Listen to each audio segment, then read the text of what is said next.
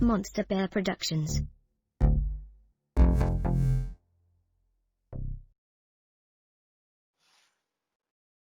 What up? Welcome to another episode of Monster Bear Productions. I'm here with Ryder. How we doing? There we go, man. So how you been, man? How you been? Last time I talked to you, you've been working like a madman, bro. Yeah, just still fucking working, getting the grind on every day. Oh hell yeah, bro. Hell yeah, man. So what are you doing now, man? Uh, Professional detailer for Durango Motor Company. I manage my own detail shop and take care of all the inventory and everything. Hell yeah, man. You detailed, man. I could bring my car down there, my truck down there, actually get it detailed out, man. I need some new everything. I bet it can smell like a brand new vehicle again. It doesn't smell like coal dust and other things. Yeah, make that thing brand new again. You know what I mean? Yeah, hell yeah, man. Hell yeah, man. So Yeah. how you been through this whole pandemic things? Did things change in your life, or you pretty much doing the same thing? Pretty much just doing the same thing, man. Just hating life because I gotta wear these masks everywhere I gotta go. But other than that, just surviving. It didn't really hurt me in the pandemic or nothing. Yeah, yeah. Ca- People still need their cars detailed, man. America, we're very materialistic society, so. Man, if anything, it kind of boosted our workflow and everything else, bringing in a lot more money than we expected it would Yeah. be. Hell yeah, man. Hell yeah, man. And how So, about you, though, man? You guys, huh? I was saying, how about you, man? You guys been getting busier up there at the coal mines or what? Oh no, dude. Since the oil rigs kind of shut down, and since we're more of a concrete kind of company, Mm-hmm. uh, they cut down our overtime. They start laying a few people off. Now, like no layoffs, as in like we're shutting down or anything like that, but they lay people off due to like certain personal reasons. But even though like back in the day we probably let that slide, but with this pandemic, they're not letting it slide anymore. You got to be on your P's and Q's kind of style. Other than that, man, it's been pretty much the same, except for the no overtime thing, which is killing my vanity slave mentality I got. So, Yeah, man, I'd give you some overtime if I could push I appreciate that, man.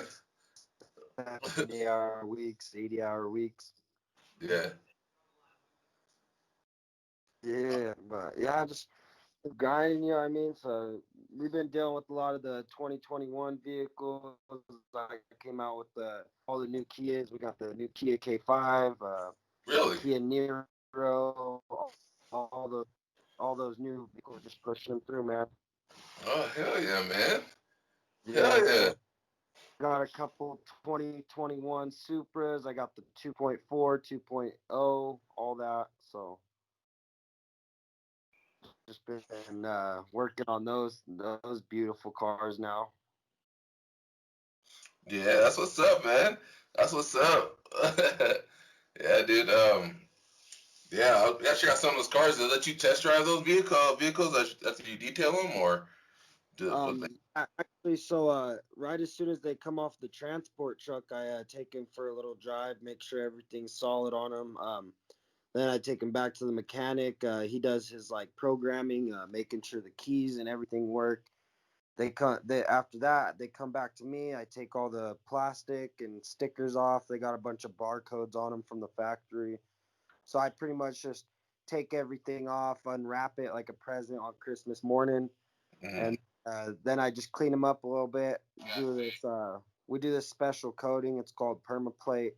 Make sure nothing gets damaged while it's sitting on the lot. You know what I mean? Yeah. Just make sure it looks good, so people when they come on our lot, they decide to buy it or not. You know what I mean? Yeah. There you go. Do you get any commission for that after you sell it or no? No, the salesmen do. I get paid hourly, so Oh, okay. Okay. when I became a manager, I told him I didn't want commission or like not commission, salary. Yeah. I told him I wasn't gonna take salary or stuff like that. I just wanted hourly, get paid for every second I'm there. Yeah, there you go, man. Get paid for your time. Exactly, man. I already Pay for did your that. time. I did the salary thing, and I did the whole just where you get paid certain amount of time for what you do, and I didn't like that, so Yeah. it ain't Yep. worth it to me. Right, man. Unless the salary's like double what I'd make hourly, so I'm down with that. But But it's just not. Yeah, I feel you, man. I feel you. So with the vehicles that you guys get on a lot, like so you get the brand new vehicles that came straight out of the factory and just haul them over, or yeah, how's that work? we get semi trucks full. We can fit about 9 to 10 vehicles on a semi. Nine And to. Uh-huh. yeah, so the max load I think is usually about 10, but if they're a little bit bigger vehicles, we only throw like 8 or 9 on there. Depending on the size of the trailer, they usually pack them pretty full. Oh hell yeah, man! Hell yeah, man! And then That's what's. our more special vehicles, we'll have those towed over in enclosed trailers, you know what I mean, like our GT 500s, GT Uh, 350s, our Super Snake trucks and all that. mm-hmm. So we specialize in Toyota, Lincoln, Kia, Ford, pretty much all that right there. And then we have another 2 used car lots. We call those value lots. So All right. we specialize in pretty much everything. Oh, there you go, man. That's what's up, man. We work on all types of vehicles, all types of. What's the most difficult vehicle to work on as like detailing and washing? Just depends. So like I had a couple Corvettes, man. Those things are just a pain in the ass. They're so small inside, you know what I mean? So Yeah, you gotta unless it's a convertible, it's pretty easy. But if it's a hardtop, you gotta just squeeze in the back. And I'm not the smallest guy, you know what I mean? So right. it's just kind of hard to get back up underneath that back seat when there's not much of a space. Yeah, that makes sense, man. This Corvette's pretty smart. Hey, you worked on any Lambos or Bugattis? Any like the high end name brand stuff? Like they're all name brand, of course, but the higher end stuff with the kind of the sports edition. I did a Ferrari 458 one time, and then I haven't had any Bugatti. I think the Ferrari was one of my sickest ones, and then of course we got some really cool Mustangs that come in special edition like GT 500s. Man, they only made like a certain amount of those, and I actually have driven them. I've detailed them, pretty much done almost everything for them. So, Yeah, I got you, man. and I got you. that's why I love my job the most, is I'm a car guy. I've built a couple Yeah. cars myself. Oh, you built a couple cars. What kind of cars have you built, man? I did a WX swap on my '96 Impreza Outback, and then right now I'm working on a Honda CRX SI. So Okay. so right now I'm just running a little D series in it. It's got some power to it right now, but hopefully by next winter we'll be pushing about 500 horsepower to the front wheels. 500 horsepower to the front wheels, man. Oh, oh. And about a 2,000 pound car, man, that thing's gonna fly down the drag strip. That's gonna fly, man. I hope you don't lose out of your panels while you're driving down the road, bro. Yeah, they're all bolted on right. Right. Yeah, man. Hell yes. That's what's Yeah, up. so that's been a couple year project for my CRX. It's my baby. so what made you get into cars? Like what brought you like hey, I need cars like my calling. Just I tried a couple things when I was younger. Used to do BMX and Mm, a couple things just try and keep me out of trouble, but it didn't ever work. So I finally got sober and realized what I wanted to do. I wanted to do something steady with my hands. And so I started working on my cars, doing simple little things. Then it just kind of moved up, and then I was gonna go like to mechanic school for the dealership when I first started 2 years ago, become a certified tech, but decided I went a different road and became a professional detailer, which it keeps my hands busy, you know what I mean? And I yeah. still get to work on the things that I love. So That makes sense, man. That makes sense, man. So that so that's kind of how it started out. It started with the fascination and love for cars.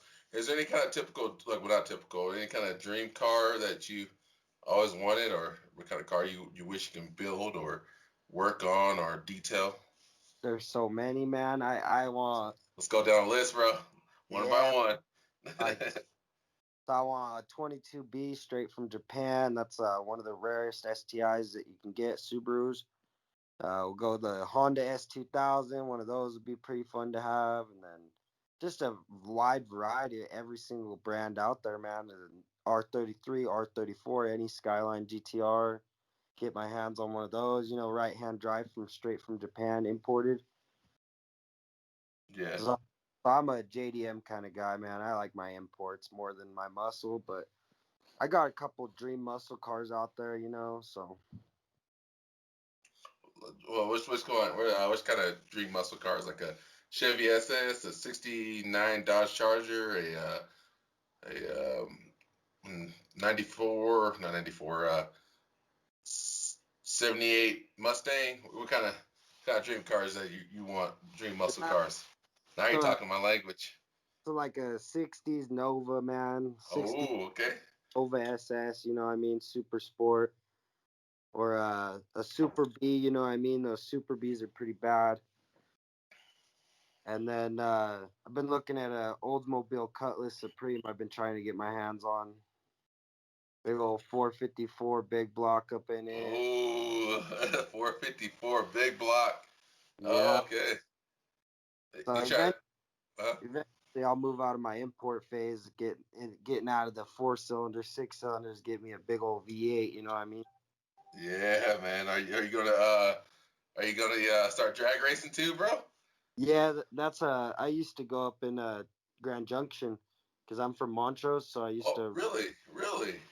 Yeah, so I ran up to Grand Junction every weekend. We'd run the cars on the strip. A couple of my buddies, we had a 2001 Mustang and a couple other cars, Eclipse GST. Those things we'd race them every weekend, man. It was fun. There you go, man. Hell yeah, man. What's some good drag spots or good racing spots you still in Junction? Not that we condone this, ladies and gentlemen. Not that we condone this. We're just speaking hypothetically here, of course. This is hypothetical. But what's some good racing spots over Well, there in Junction? out behind the airport, man, there's some good spots, little drag strips and stuff like that. And then we mainly just run them on the highway. Just got to be careful. They got some drones out there, some speed drones, and they'll fuck. What? Yeah. They move on to speed drones? Oh, they've had them for like 8, 10 years, man. I got a couple tickets because of them. Really, man? That's wild, man. Yeah, so it's about an hour from my hometown. So we'd be flying up there every Friday night to get to the drags after school and stuff like that. Got a couple good tickets doing about 110, 120. Yeah. Sometimes they don't go free, sometimes they do. So I remember one night I was flying back from Grand Junction. It was like 3 in the morning. I'm in my buddy's Mustang. I was sitting there, it's probably like solid 130, just cruising, you know what I mean, trying to make it back in time, go to bed and fucking pass the sheriff. He just didn't even turn around, nothing, man. He didn't care. Right. I think they just kind of give up once you're doing about 110, 120. Doesn't it become like a safety issue during that time period? Like they don't want to do a high speed chase because during that time period it'd be more collateral damage or some kind of somebody getting hurt, a family or something. We're not saying you would do this, but isn't that the reason why they kind of stop chasing you?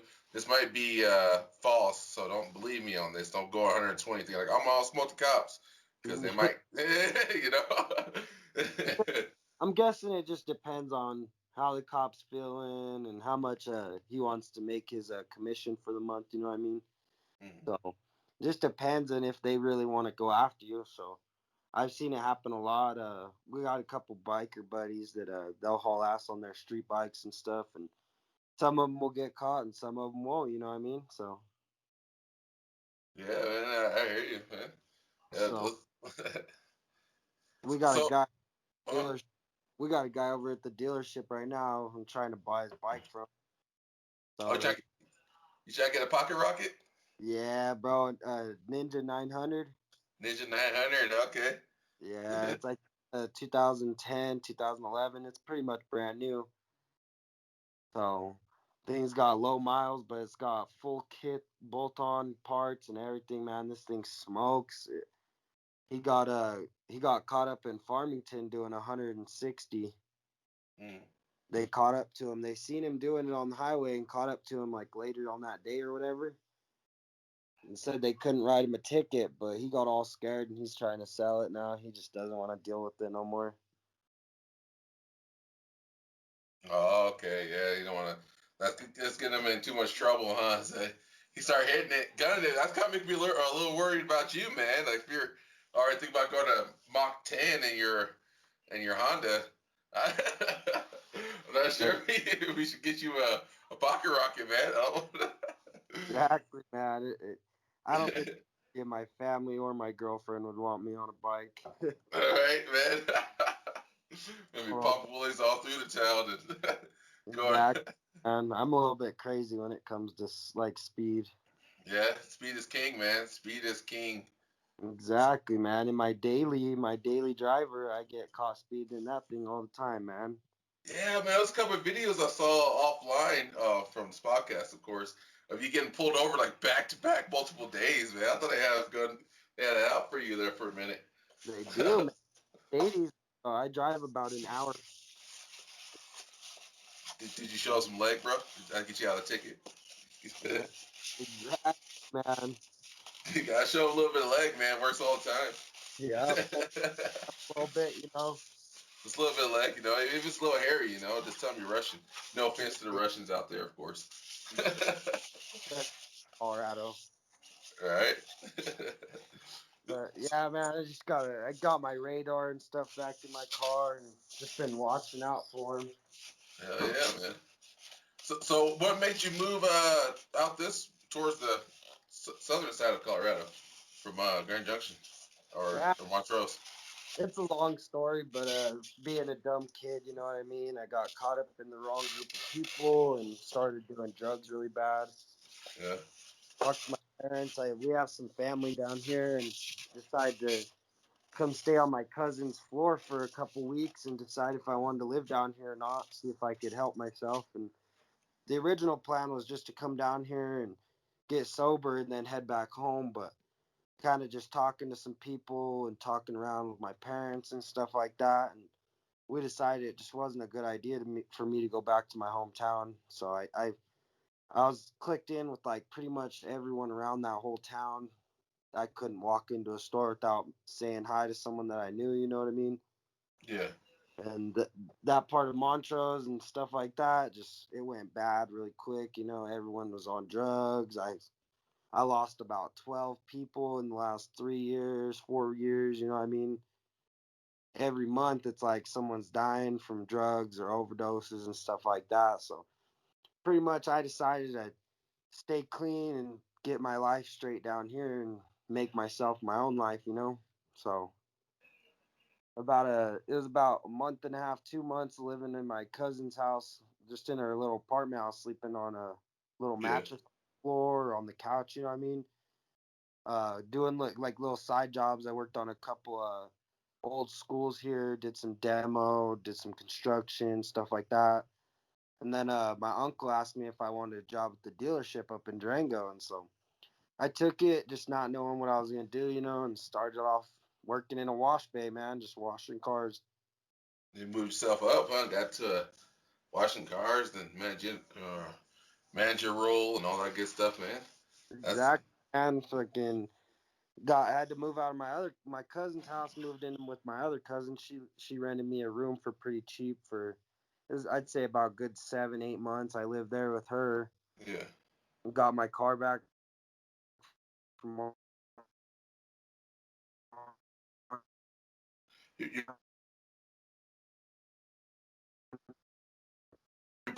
uh, service with it. reception right here. Can you repeat that again? At the 7 8 months at your cousin's house, you got a vehicle. Go ahead.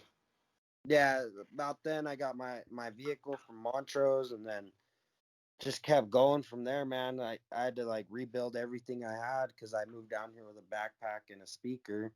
Yeah. Freaking pretty much didn't have nothing except for the clothes on my back and whatever money I had.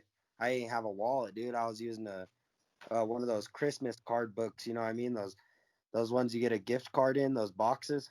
Yeah, yeah. I was using that for my wallet. I'd stuff cash up in there and throw my cards and stuff in there. Freaking started working at the dealership, worked my way up. Last 2 years now, I'm a full manager and detail professional. So Hell yeah, man. There you worked go.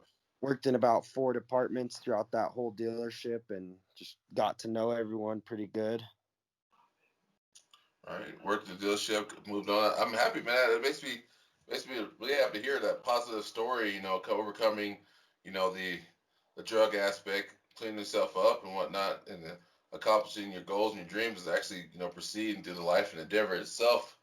And that right there is actually that's a beautiful story you got there, man. So what led you down the path originally to like taking drugs or anything like that? Just it was like peer pressure or something, or Nah, man, I grew up with one of my older friends, mm, a family friend's son, and it was going pretty good, man. We grew up, and he's like 8, 9 years older than I am, has a kid, and so he was a pretty bad influence on me. So we just always kicked it, man. I looked up to him as my older brother. Started off just smoking weed, you know what I mean? Like yeah? simple little young kid stuff, drinking Yeah. all the time. And then we started getting into coke a lot, you know. Oh, okay. Yeah. Started getting into coke, and just I was just being wild, man, smoking anything and everything I could get my hands on, and Yeah. getting out there, you know. And then it finally just got to the point where we are full on doing the worst things out there that you could think of. And Like I, what, man? I was smoking meth, bro, just doing everything you can think of, dude. Like out there stealing, car hopping, you know, robbing cars, doing things that like I shouldn't have been. And by the age of like 19, I was just so fucked off, man. I didn't even know who I was at halftime. Stayed up for weeks and weeks on end, freaking out in my parents' bed, like my parents' house. I'm all tripping in my bedroom and stuff like that. And Right. just got to the point where I was like, I can't do this no more. Mm, Pretty I much got you. lost some of my best friends in that time. Like But lost them, like friendship wise or like passed away wise.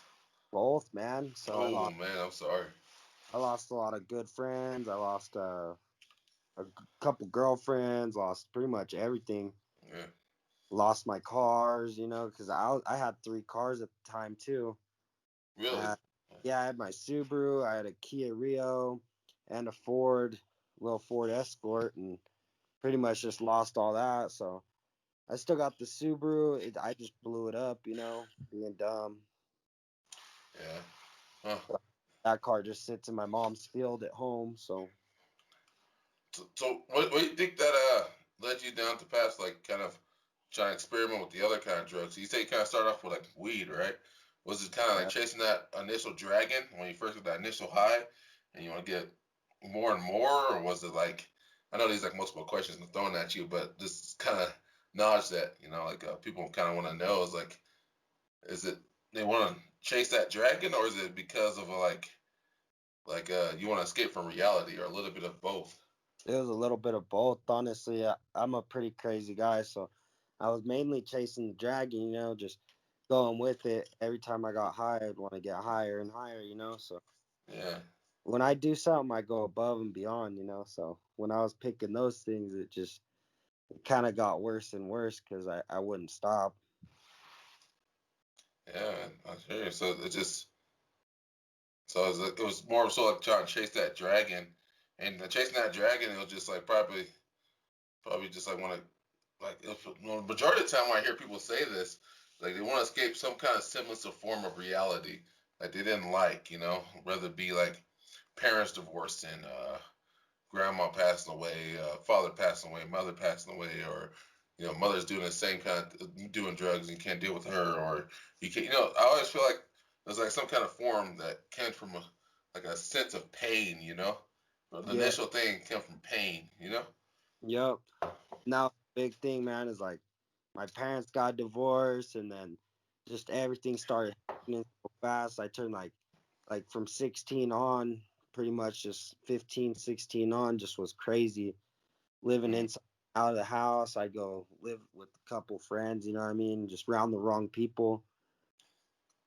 So okay. didn't help my parents. My parents did a lot of drugs, so that kind of didn't teach me any better. So I was just more just like following everyone else that I was around. So it just didn't help. And then also was with a girl for a while, and then we ended up just splitting ways. And then I think that's when I really started hitting it hard Okay. because I had like lost her, and then like just started going heavy, man. Just didn't really care about life or anything at that point. Couldn't hold a job, you know what I mean? Like I was Mm, doing construction and demolition for years on end, and every construction company after I started doing hardcore drugs, I couldn't hold it, you know what I mean? I wouldn't wake up or go to work or nothing. oh man, I hear you. It's just that, like, I don't know. It's what makes me happy about with your story that you broke out of it. You broke out of that endless cycle of like opioid use and a whole bunch of other like self-medicating with the horrible stuff out there. And that's and like right now you're just winning. I think that going through that like that trials and tribulation which you went through, it made you like a even more fantastic, more like a amazing person that you are right now today. Exactly, man. Like, so right now, in my point of lifetime right now, I have the best job I've ever had. Got the best girlfriend I could ever ask for. We actually got our own place. We both have two vehicles. First time in my life that I could ever say that I'm 100% clean and I don't smoke cigarettes anymore. I smoked cigarettes for about 7, 8 years. And so pretty much just completely stopped everything. Started hitting the gym, getting them gains up. Yeah. Just trying to make it to where I live a better, happier, longer life. You know what I mean? Hmm.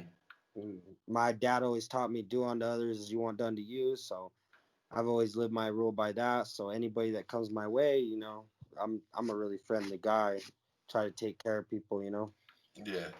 Yeah. Your heart's more bigger because you've been through some stuff and you wish, well, not you wish that you probably did have like people who are there to support you. So you want to project that on the others, man, which is amazing. Yeah, man. So the things that I've been through in my life, I learned and accepted, and then just turned around and like made it positive and positive vibes, so I can like lean people towards the right way, like younger people. You know what I mean? Yeah. So, so I manage about eight younger kids right now. So they're all in between high school or graduated and going to college or something like that. Yeah. And one of my favorites is my boy Tino. He's actually graduated from high school. He quit his job and stuff and didn't know what he was doing with his life. Became homeless. His grandparents kicked him out, and he just didn't know what to do. And so I gave him a job, and this kid, man, he's just been so good. Like bought himself a car. Him and his brother and his sister and his mom actually all got a place together, and they just been thriving, man. He's been with me past his probation period, 90 days. Been killing it. Works day in, day out for me. And the other day, man, I just walked up to him, gave him $1 raise. And this Yeah. kid just like starts tearing up almost and just like falls in love. Like I think he's Yeah. in a good place to work and everything. Yeah, that's beautiful, man. You walked up to him, so now you become more of like a mentor. You're giving back what you receive back to others that you see kind of following the same kind of social dilemma that you were in. Yeah. which is which is amazing, man. That's beautiful, man. That's Yeah. And I seen him going down the wrong path, you know what I mean? And so I stuck my foot in and kind of verged into his life and just kind of turned it around really fast as I could, yeah, make man. make him see the reality. Like today, man, he's been learning a lot about cars and stuff, and right now we're doing a lot of motor swaps and all these technical difficulties with these vehicles coming in and out of the shop, and we'll be walking down the shop, and our shop is pretty huge. We could fit about 100 cars up in there, Yeah. and so there's like parts laying around, all these cars torn apart, and he asked me which part's this, which part's this. This last couple months he's been asking me that, and then today he's like, hey, I got a question for you. We were sitting there by this F-150, and they got the whole cam lifters, cam everything out on the tailgate, Mm-hmm. and he was like, are these cams or what? And I was like, yeah. And so I kind of did a little test walking through the shop with him. I was like, what's this? He's all catalytic converter. I was like, what's this? He's all driveline. So he pretty much passed a lot of the tests today. So my goal for him is maybe make him become a tech or a lube tech, something to start off with his like professional, like what he wants to become in his life. You know what I mean? Mm-hmm. So he talks a lot about doing motor swaps on his Subaru. He has a Impreza also, Mm-hmm. and he's going to 2.5 RS swap it, and I'm gonna help him out with that in the next couple years. We're gonna make him have a WX or an STI swap up in his Subaru. Let him do it himself. Yeah. There you go, man. That's what's up. So you gonna have him do it the whole entire Subaru by himself, and you won't help him out at all, or just gonna watch or give him advice? I'll help him and stuff, and so we've been making like a parts list of what he needs. So he's gonna need a whole new. We're gonna try and get him a motor, like an RS motor. So that's about like 3-4 grand for a good one, low miles and stuff. And then we gotta swap his transmission from automatic to manual. So he's got to get all the clutch pedals, assembly, the wiring harness, pretty much everything, man. So it'll be like torn apart for like a year, just getting everything together, and then put it in. So Right. with those cars like that, it's just a regular Impreza. So if you're trying to swap something that's like a regular like Impreza or stock car like that, and you want to like boost it up and like get all these other different parts, you kind of have to switch everything in the car, including like wiring harness, gauge setup, gauge clusters, everything. Like pretty like for my car when I did my K series swap on the other Honda, that thing you have to cut into the firewall just to fit the engine in. So you're sitting there hammering in the firewall, What? then build your own firewall and everything throughout the dash. Really? Yeah, because we put a bigger motor than what it was supposed to have in it. Oh man. Ugh. So custom Yeah. fabrication and everything up onto the dash, and then rewiring everything your own way. Oh man, that's wild, bro. And are you thinking about opening up your own kind of body repair shop or body customations or some kind of or custom car lot or something? I've thought about it. So eventually, I think when I'm done with my detailing and kind of getting sick and tired of dealing with other people's cars, eventually when I buy my own place and stuff, maybe I'll open up like a little side business shop and go to school and become a full tech and start building like custom rods and stuff like that. So eventually that'll be a goal. By the time I'm like 35, 40. Oh man, you start now, bro. You start coming with the details of what own it now. That's what I Yeah. recommend. So right now my details are like just me and my lady have been talking a lot about opening up our own business, and Yeah, I know do it. we kind of joke about it, but I know we'll be serious about it in the next couple of years, and I'll open up my own detail shop and get everything figured out. You should do We'll, it, man. I think you should start. I just think you should start now, man. I think you should start doing now. The expertise that you got, the wealth of knowledge that you have, especially with vehicles and detailing vehicles and the customization of vehicles, man. I think you should do it. You should go for it, exactly. man. Well, I gotta get my money straight and everything, so we'll figure something out about that. Yeah. I mean, maybe like I don't know. Maybe you can figure out some kind of way. Like you figure out a budget.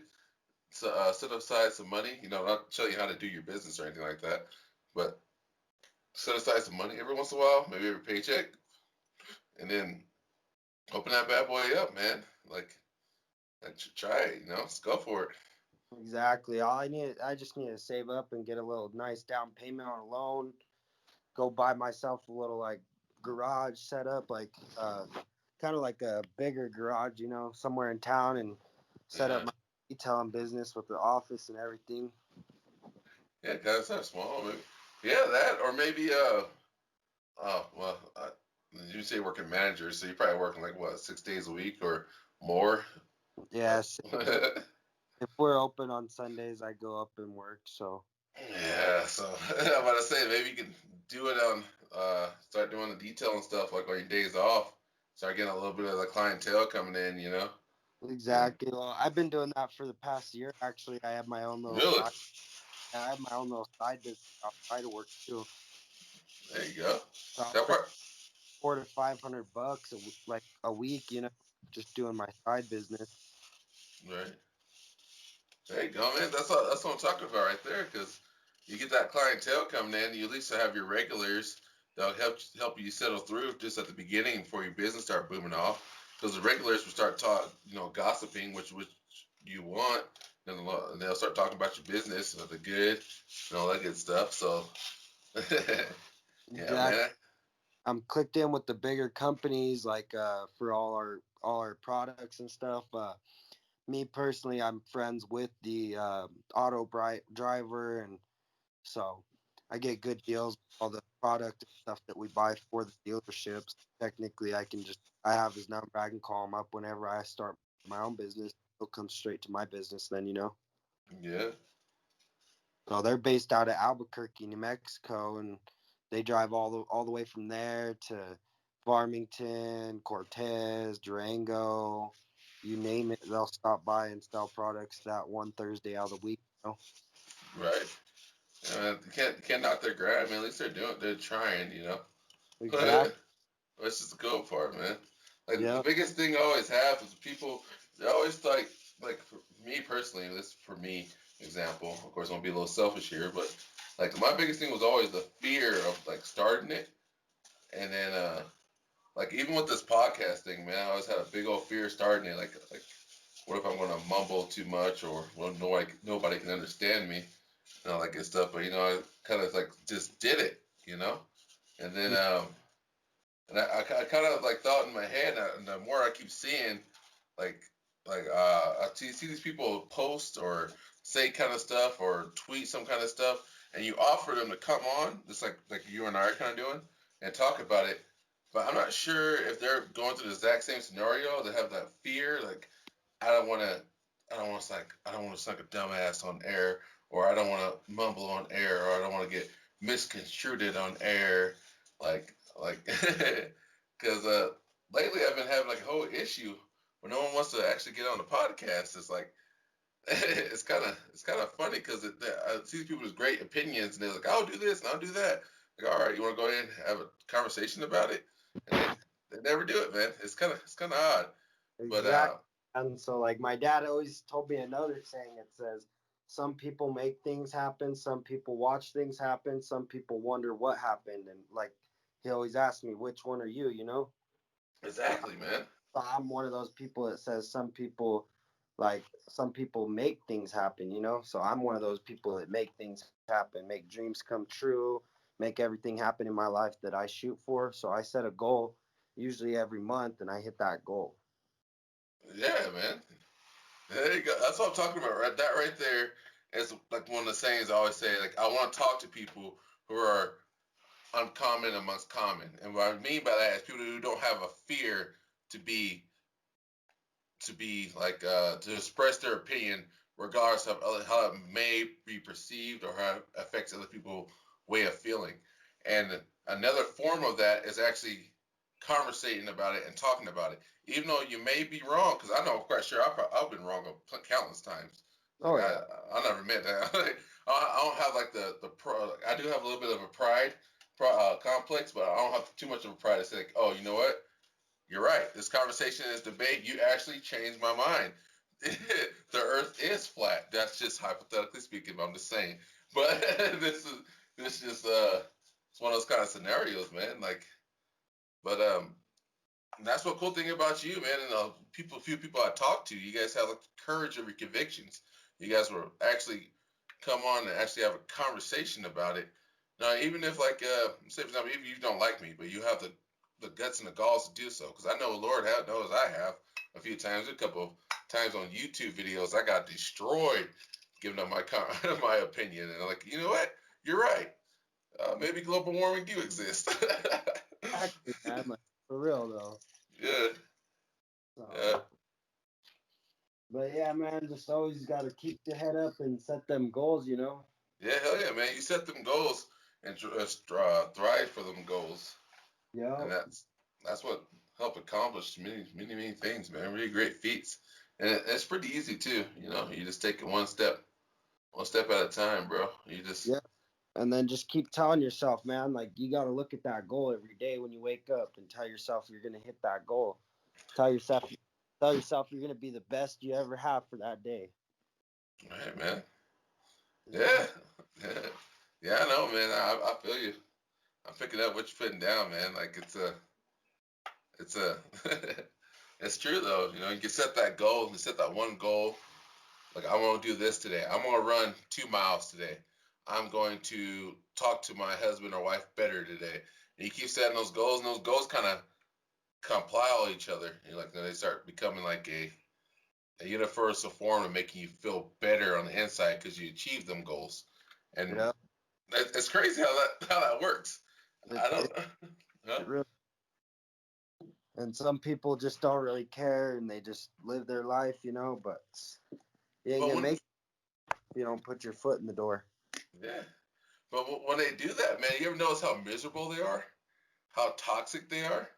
Yep. Like, but the ones who don't have any kind of set of goals or kind of achievements, and they just feel like they're just moving through the flowness of life, spinning through this 100,000 miles per hour fucking globe we're spinning on or whatever, Oh, you and they know, just move through it, and they have no sense of accomplishment, even or goal. They always feel so miserable, and they're depressing and sad to talk to. It's kind of weird. it really is though. And we're only here for a short time, Yeah, so you got to kind of put your footprint in, kind of make it somewhere, you know. yeah.